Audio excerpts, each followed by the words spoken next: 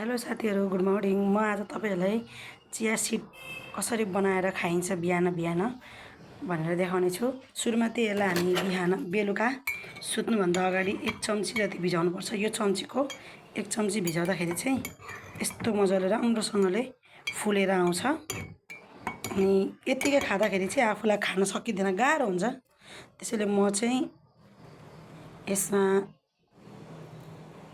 कागती अनि साथै यसमा म चाहिँ यो मह यति मिसाएर अनि यो हो तातो पानी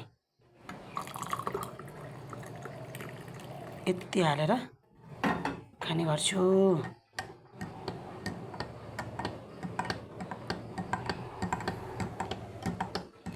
मजाले घोल्ने यसलाई चाहिँ अनि चिया सिड बिहान बिहान खाली पेटमा खाँदाखेरि चाहिँ वेट लस हुने रहेछ। साथै यो पनि म यसरी खान मन पराउँछु। तपाईहरु पनि यसरी खाली पेटमा चिया सिड खाएर आफ्नो वेट लस गर्न सक्नुहुनेछ। अनि म चाहिँ प्रयास गर्दैछु साथीहरु, तपाईहरुलाई थाहा छ होला म 70 केजी छु भनेर। अब 1 महिनासम्ममा मैले कति वेट लस गर्न सक्छु तपाईहरुलाई देखाउने छु है त। यो चाहिँ मैले खाने बिहानको चिया सिड हो। अब यसपछि मैले दिनभरिमा के खान्छु त्यो भिडियो चाहिँ म भोलि तपाईहरु सामु ल्याउने छु। Thank you for watching my video साथीहरु।